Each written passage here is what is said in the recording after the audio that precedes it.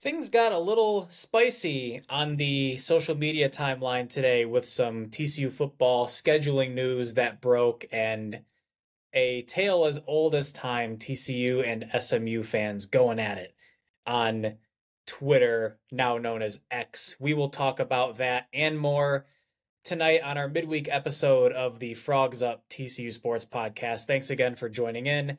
I am Russ Hodges. That is Anthony North. We are here to talk about the latest and greatest in TCU sports.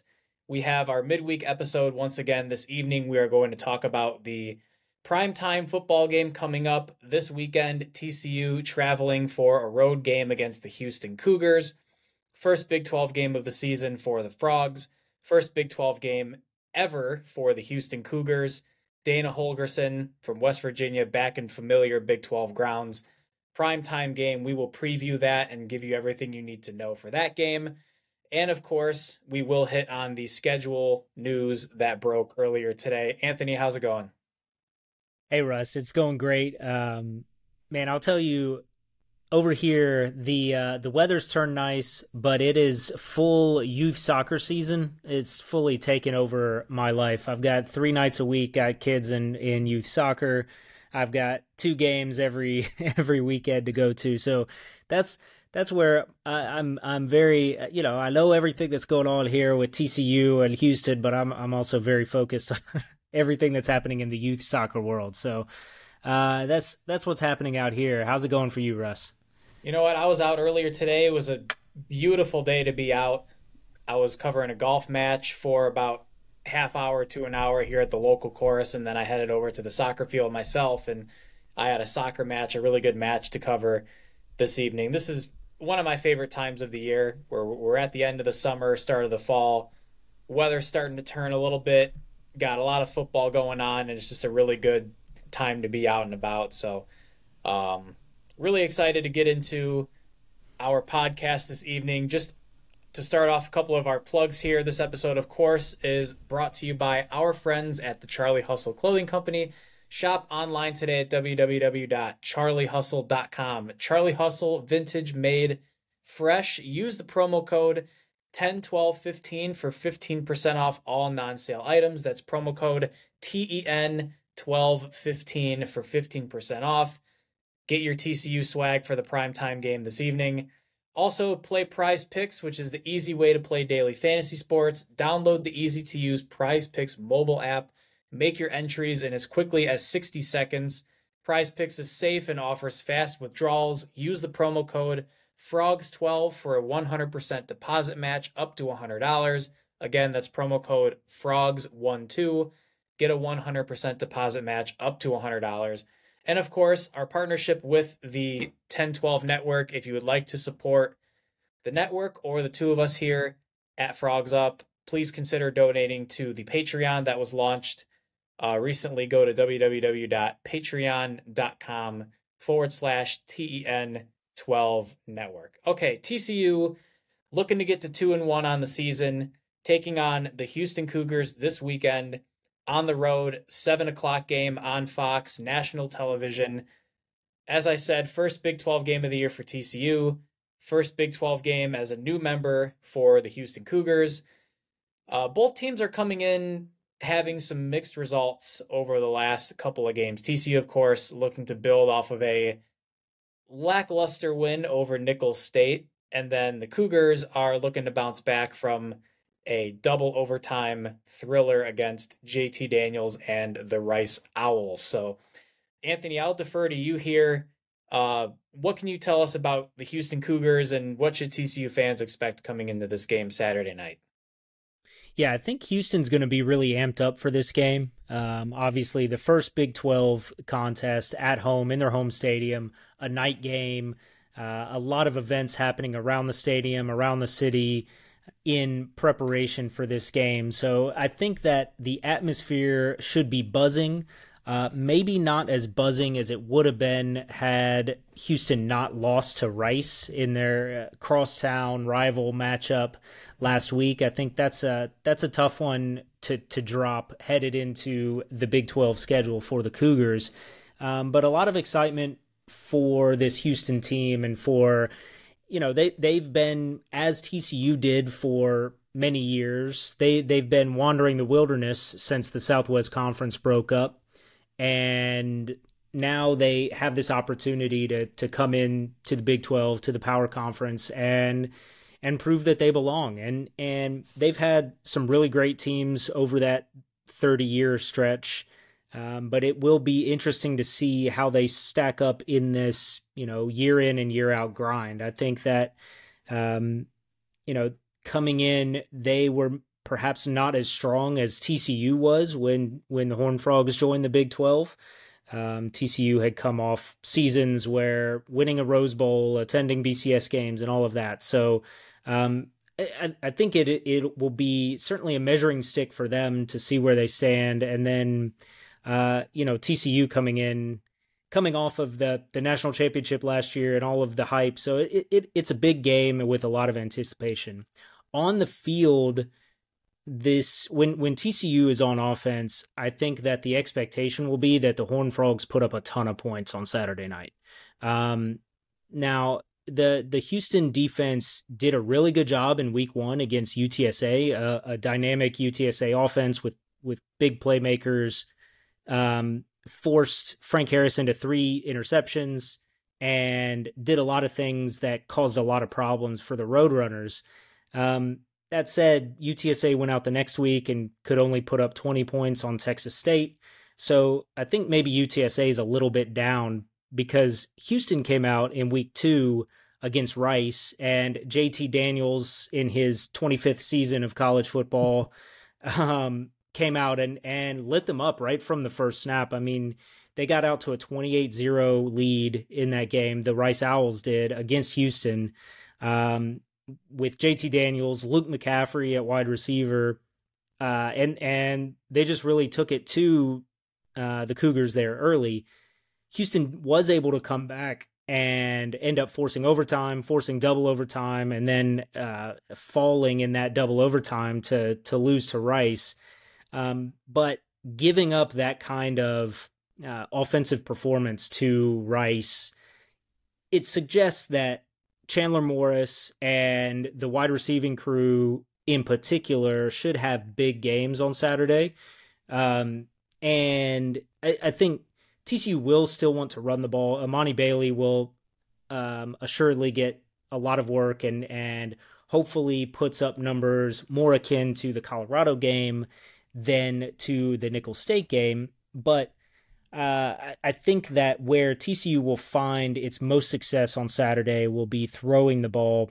It's a very leaky defense there in the secondary, as TCU's defense is known to be as well. So, I think when the Cougars have the ball, Donovan Smith, the Texas Tech transfer, is now the quarterback for the Cougars now that Clayton Tune is gone, and Tank Dell, the super wide receiver, is also now in the NFL.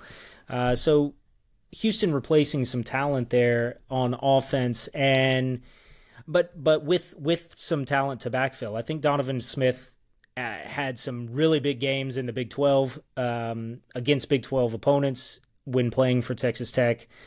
He had like over 350 yards against Texas, against Kansas State last season, both games that coming against teams that had really good seasons. So, and obviously Texas Tech took down Texas last year in exciting fashion in overtime, and Donovan Smith was the quarterback for much of that game. So he's definitely got the pedigree and the history in the Big 12. Dana Holgorsen running this offense is a long-time offensive wizard. So we know that they're going to come out and do some things offensively that can put TCU on its heels. And I think Donovan Smith is definitely not the level of passer that perhaps Shedeur Sanders showed in the first week, but he's more of a dynamic athlete, and he's known to get out and get on the move on the ground. So TCU will have to be able to protect against both his throwing ability and the dynamic wide receiver duo that they have, and also stop whatever he's able to do on the ground as well. The practice report for TCU, Sonny Dykes did say that Savion Williams and Dalen Wright and JP Richardson, who Savion and Dylan Wright did not play against Nicholls State. JP Richardson caught one ball and was really limited with an injury, but Sonny Dykes did say that they practiced, and I think it's expected that they'll play this weekend, so that'll be a big boost for the offense going up against the Houston defense that, like you said, has really scuffled to start the season. But I'll stick with the offensive side of the ball here because you mentioned Dana Holgorsen. Donovan Smith is no stranger to Big 12 competition, having spent multiple years at Texas Tech. As a dual threat quarterback, I feel like TCU under Joe Gillespie, as much flack as the defense has gotten, I think TCU has done a pretty good job of bottling up some of those dual threat guys. I think about Jalen Daniels last year. I think about Adrian Martinez, even though it was in limited action. So wide receivers, Matthew Golden has a lot of talent. I know that's a player that TCU recruited pretty heavily and was in the running for before he ultimately chose the Cougars. But Anthony, for this matchup, when you look at the Houston offense and Donovan Smith in particular, how can TCU bottle him up and exploit some of his weaknesses to their advantage on the defensive side? Yeah, I mean, he has been prone to throwing multiple interceptions in games. I think that's it goes back to what a lot of fans have been calling for on this with this Joe Gillespie defense is, can you get pressure on the quarterback? Can you make him uncomfortable back there? Because I think if you do force Smith into the position where he has to make a decision or make the right play perfectly, that he may that's where he may fall short. But if he's given time and if he's, if there's not discipline on that defense to where he can get you out of position and run around you, he can absolutely tear up this TCU defense. And I think that should be a big concern for TCU going into this one is how do you stop him from making that dynamic play that breaks things open? When you think you have it all bottled up, you think you have your 3rd and 15 stuffed, and he makes some magic happen. He's certainly capable of doing that. So I think TCU's linebacker core will have a big challenge of ensuring they don't get just lost in no man's land out there. And I think there'll be some really tough matchups for the cornerbacks as well. I think Josh Newton and Avery Helm and whomever else is out there at corner trying to shut down these wide receivers it's going to be a big challenge. Yeah, Matthew Golden is kind of the big recruit name, but the other side of the receiver, Samuel Brown, he's having a breakout season as well. So I think that having those two wide receivers that can really make things happen, it's going to be dangerous for that TCU secondary that certainly has shown holes thus far this season. And Tony Mathis also at the running back position coming over from West Virginia. He was productive for the Mountaineers last year. You have quite a few of those West Virginia guys that are now with the Houston program, and it makes sense given the Holgorsen connection. When you look at this defense for Houston, really struggling against JT Daniels last week, as you mentioned, and JT Daniels has shown throughout his lengthy and prosperous career across multiple different locations that he can occasionally have that big game where he pops off. And after a really abysmal performance, I'd say, against Texas, he came back and delivered a really quality effort for Rice against Houston. But Anthony, looking at the Houston defense, maybe JT Daniels was just on a heater, but what was this defense not doing well in this game, and how can the TCU offense exploit some of those mistakes that Houston was making? I think it's funny as we talk about this game, I think there's a lot of similarities to the way we speak about this Houston team that we might speak the same way about the TCU team. There's been a lot of quotes come out from Dana Holgorsen that sound very much like things that Sonny Dykes has said about motivation and about being the team that's most willing to go out there and play football and about, just going out and doing your job. So I think that this Houston defense showed a lot of things that looked very similar to TCU in the Colorado game. Poor tackling, where you've got three guys surrounding a running back and a running back from Rice at the line of scrimmage, and somehow they get through and they're running down the field for big gains.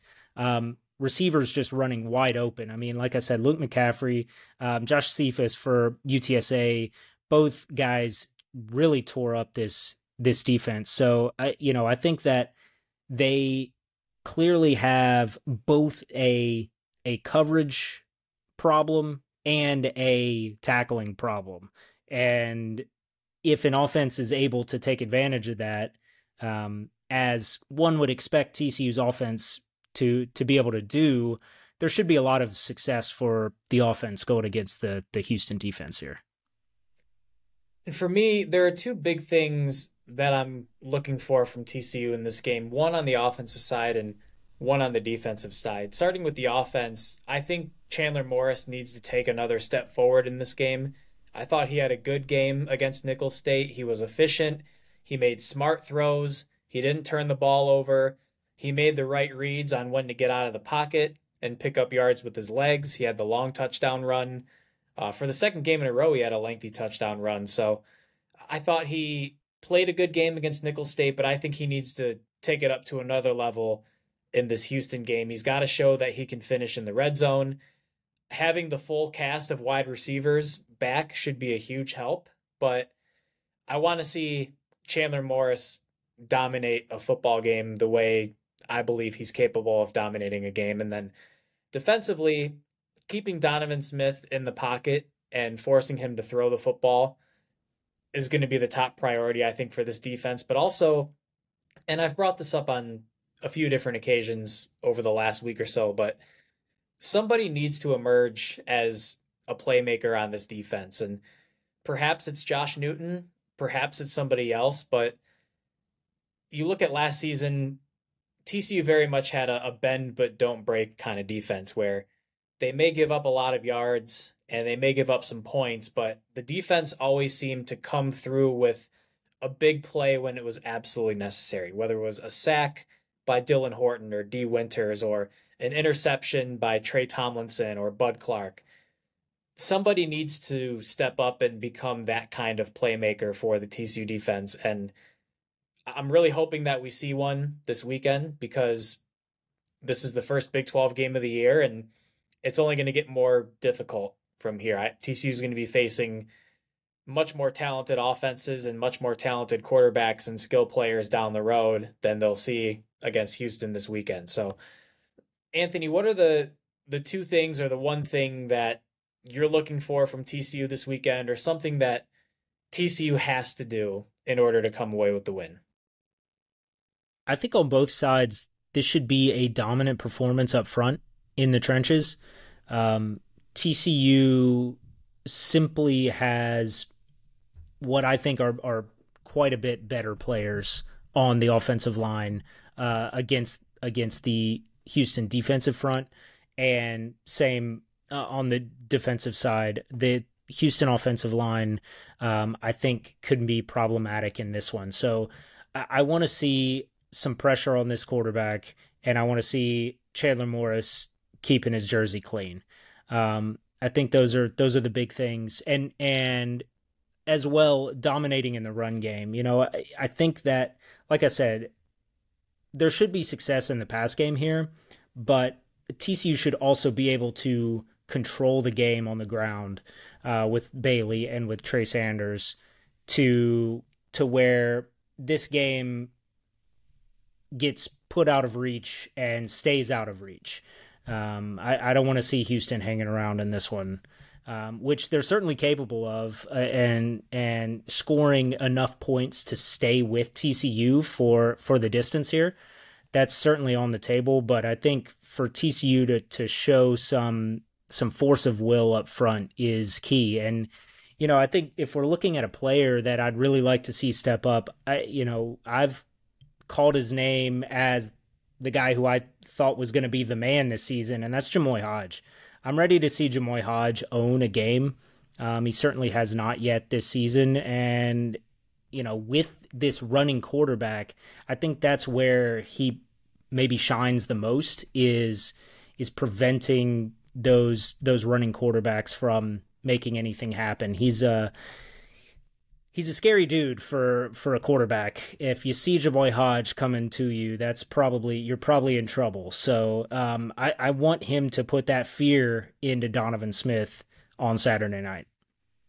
As we get into our score predictions here, I know that TCU is favored to win this game, and I'm going a little conservative with my prediction here. I went very lofty with my prediction last week and came up a little short of what I thought might ultimately happen against Nicholls State, but I'm going fairly conservative here. As you mentioned, Anthony, I think TCU is going to be able to score quite a few points here, and I think TCU is going to give up some yards. I think they're going to give up some touchdowns, but I feel that the TCU defense is going to make 2 or 3 plays in this game that are big game-changing plays that will be enough for the Frogs to ultimately win. So my prediction was 38-24. TCU comes away with the win, gets to 2-1, setting up for the Iron Skillet game against SMU next week. Yeah, for my prediction, I'm probably going to go more lofty than that.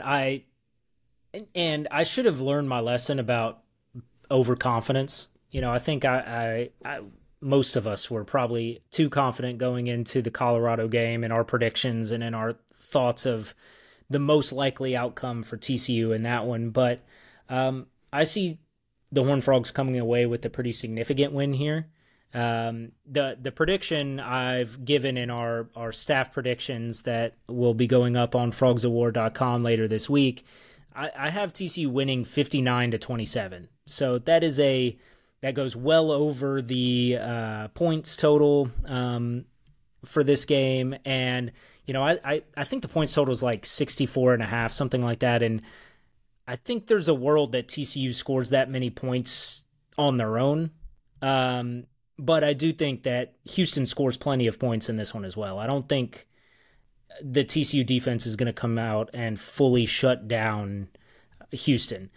Although, if I were really going out there in confidence, I think there is a world where TCU wins this one really going away. Something like, like 42-13. I think there is a world where that happens. I think that is a more likely world than something like 17-14 or so. I don't think that we're going to get stuck in a rock fight with a Dana Holgorsen Houston Cougars team here. So yeah, my prediction 59-27. That's far too confident going into an away game where TCU is like a touchdown favorite. So yeah, that's where I stand though. I'm still feeling the confidence in this team. I still believe that they will prove up to all of the expectations that fans and that they have on themselves. And TCU having played once on the national stage already against Colorado for Fox Big Noon kickoff, you'd hope that experience playing in a higher pressure environment will help them as they get ready to face Houston again Saturday night, 7:00 on Fox. If you're in the Houston area or you're making the trip, be sure to wear your purple, cheer loud, support the Frogs. Going to be debuting some new helmets. If you haven't checked out the teaser video on the TCU Football Twitter, I highly recommend. The lids are looking very nice. So excited to see what goes down this weekend. Taking a look here at some of the other Week 3 matchups for Big 12 teams. A couple of marquee games here. You have Pittsburgh and West Virginia. The Backyard Brawl will be played in Morgantown this year. That'll be on ABC at 7:30 p.m. Also, BYU taking on Arkansas in a Big 12 SEC matchup at 7:30 p.m. on ESPN2. Wyoming has a chance to do one of the funniest things ever by beating Texas Tech and Texas in the same season. Cowboys and Longhorns will be squaring off at 8 p.m. on the Longhorn Network. Kansas State looking to stay hot to start the year against Missouri, another Big 12 SEC matchup at noon on SEC Network. But other than that, a lot of pretty forgettable matchups here. You have Iowa State and Ohio, Oklahoma and Tulsa, Villanova, UCF, Cincinnati, Miami, Ohio, Baylor versus LIU Post. I've never heard of that program before. Oklahoma State, South Alabama, Texas Tech against Tarleton, who TCU beat 59-17 last year, and then Kansas taking on Nevada at 10:30 p.m. for some late night action. So, Anthony, any thoughts about any of these matchups in particular? I think first you are reading off Eastern time zones. So for anyone who is only getting their time, their game times from Russ reading this list, those are Eastern time. Shout out ESPN, copied and pasted directly from their website. There you go. Yeah, no, that's all good.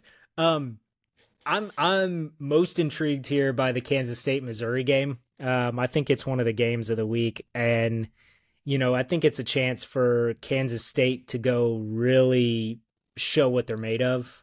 I think they've pretty well easily walked through their opening two games, and now they get a tough one in Missouri.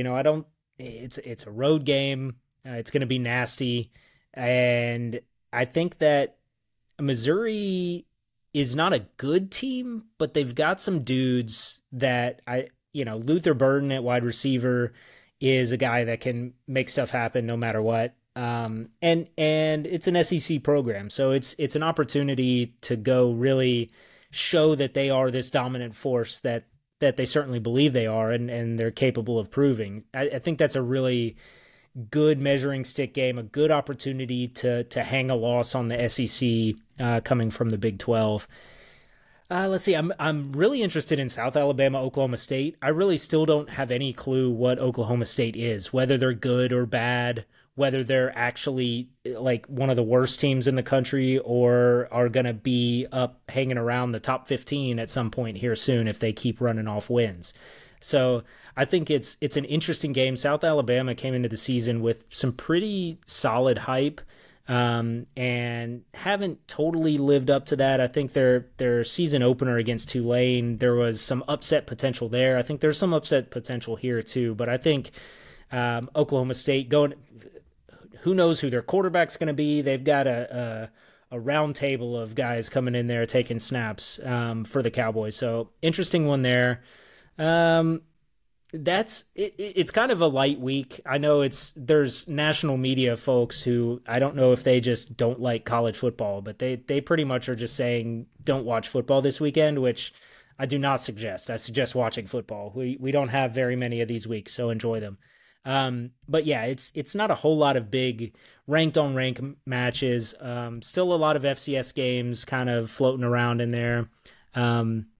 I like BYU, Arkansas. Arkansas's superstar running back Raheem Sanders is not going to be playing in that game.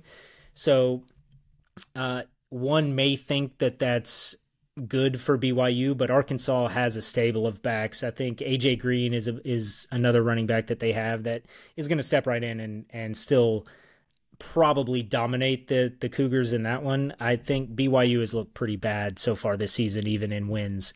So I definitely, that's one I don't see being the upset coming from the Big 12 team, but we'll see. And of course, the backyard brawl. Yeah, I think that's just a fun one to see what the horrible fights in the stands or on Twitter will be between those two fan bases. I think that's one of those watch the world burn or watch the couches burn, as it were, if West Virginia takes that game.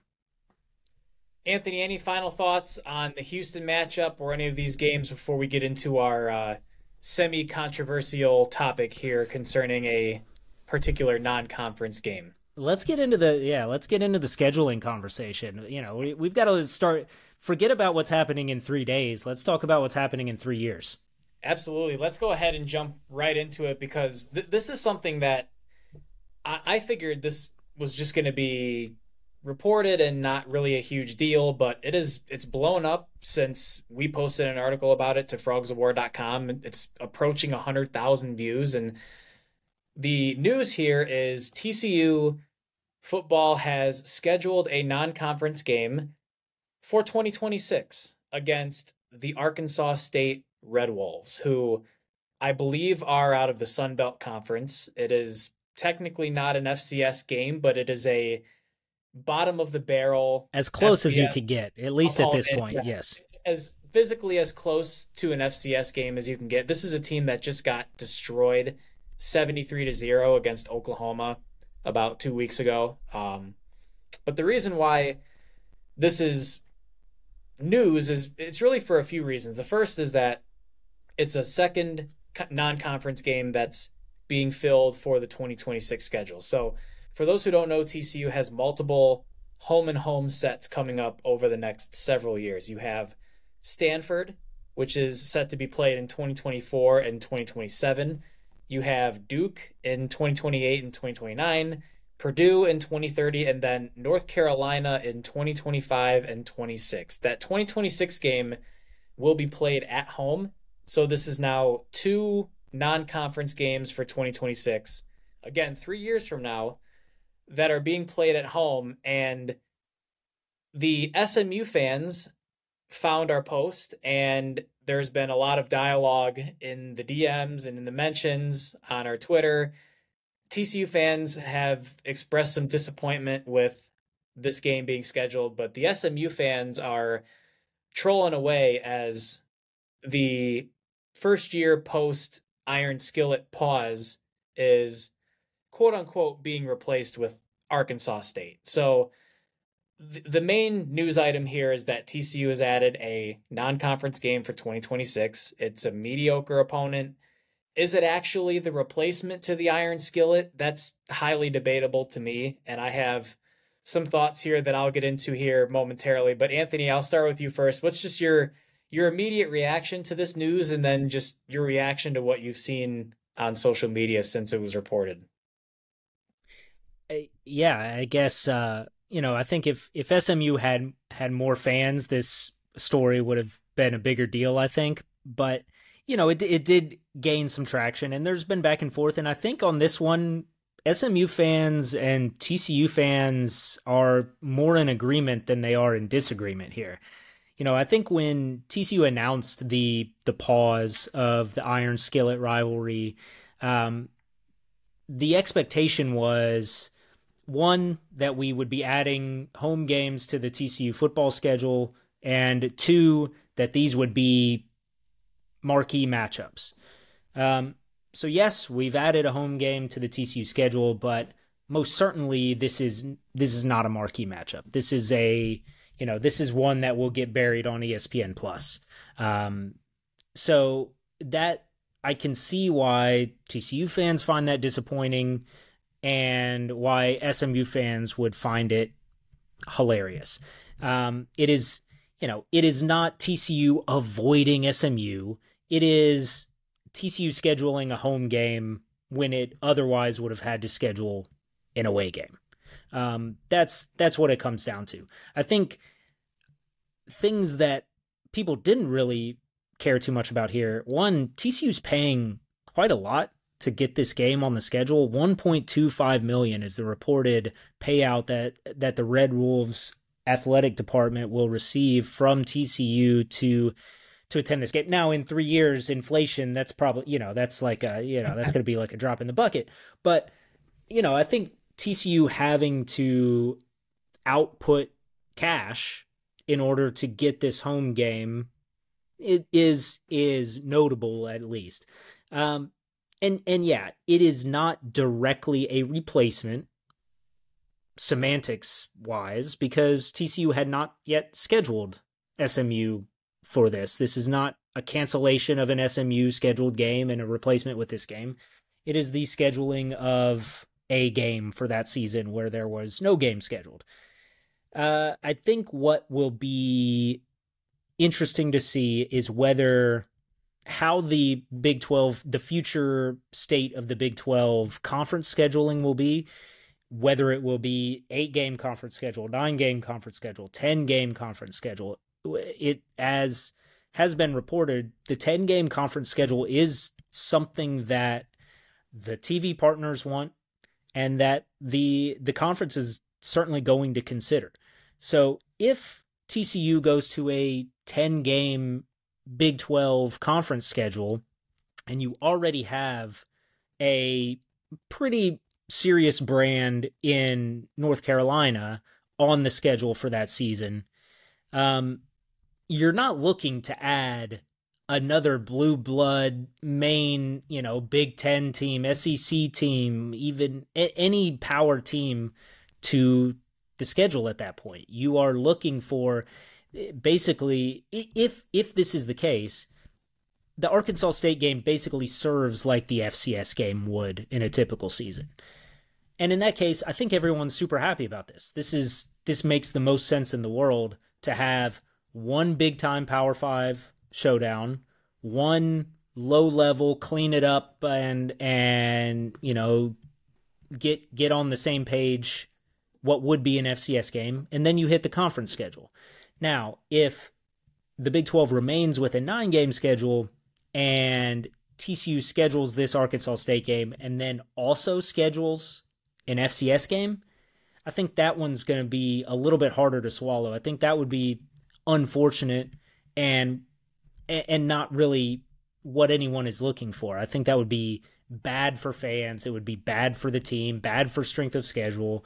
Hopefully if they do have to fill a third non-conference spot, you get at least an FBS team in there, even if it's another home game, even if it's, some G5 team that you can pull in to come play at Amon G. Carter Stadium. That would be preferred than having a low-level FBS team and an FCS team on the schedule as what is de facto replacing the Iron Skillet rivalry. To SMU's credit, they are now technically will be in a Power 5 conference, Power 4 conference in the ACC by the time this game's being played. And so certainly understand where they're coming from with the trolling. It's fair trolling, I think. But I think we'll just have to see how the whole picture shakes out before we understand whether this is a terrible thing or is just okay. Yeah, I agree with essentially everything that you just said. And it goes back to what Sonny Dykes said when this news was originally broken that TCU and SMU were going to pause the Iron Skillet. TCU wants to play more home games. They want to have more fans in the stands. They want to make sure the season ticket holders are happy and taken care of. And I know that season ticket holders have made comments on social media and elsewhere that they want to have more home games, have 7 to 8 home games as opposed to 6 or 7 or maybe even as few as 5 home games. But for me, I understand why TCU is doing this from a financial standpoint, from a scheduling standpoint, when you consider that the college football playoff is going to be moving from the 4-team format to the 12-team format. You look at what teams like Michigan are doing when they load up the non-conference with mediocre opponents, and you see how the rest of the schedule plays out. Now, the Big Ten, I think, is a little bit different than the Big 12, but I think for TCU, my heart is telling me that I want to see TCU play as competitive a schedule as possible. I want to see TCU play good football teams. I don't find the FCS weak FBS matchups all that entertaining. But what my mind is telling me is what this is really about is just, I think it's going to be more money for the program, for the university. They want to get more fans in the stands, and they want to play more home games year after year. So I can't really knock the football program and the athletic department for that approach. Now, concerning the conference schedule, I would love a 10-game schedule. I think that would be really exciting. With 16 teams being in the Big 12 by the time this rolls around, I think the prospect of a 10-game conference schedule would make a lot of sense, especially when you consider that if it's a 9-game schedule, you would have some teams that play 5 home games and 4 road games, and then others that would play 4 home games and 5 road games. Whereas if you play a 10-game conference schedule, every team in the conference would get 5 at home and 5 on the road. And then you have 2 non-conference games, almost all of which will probably be home games. And you're playing more than half of your games at home and you're getting a really competitive schedule on top of that. And I think the Big 12 with these new members is still going to be a really competitive conference. So I hope that happens. If it doesn't happen and the Big 12 sticks with the 9-game schedule, I agree 100% with what you said regarding Arkansas State, North Carolina, that third slot that's open. If that slot is filled by an Abilene Christian or a Tarleton State, and by the way, Abilene Christian is on the schedule for 2025, so that kind of tells me that maybe the FCS opponent isn't going away. I really hope it's not another weak game because I think TCU fans will be justified in that disappointment. But it's 3 years away, so we will see ultimately what happens. And like you said, with SMU going into the ACC, for all we know, this pause may not be permanent, and maybe TCU and SMU at some point decide that it's worth picking up this rivalry game again. But it's just been overall interesting to see the immediate fan reaction from both sides. The SMU fans reacting, I guess, pretty predictably to this, but to see the disappointment from some of the TCU fans that they want to see competitive football played. They don't want to see cupcakes on the schedule. And I guess it's just one of those things from a standpoint of a football fan, it kind of sucks to see, lesser opponents on the schedule. But from TCU's perspective as a university and as an athletic department, as a football program, I guess it's understandable. And at the end of the day, I think most casual fans will be happy with the prospect of getting to visit the Carter 7 or 8 times a year as opposed to 6 or maybe 5 times a year. So, Anthony, any final thoughts on this topic before we close out tonight? Oh man, I had something on my mind, but I just lost it as you were talking. So yeah, not right now. Oh, I know what it is.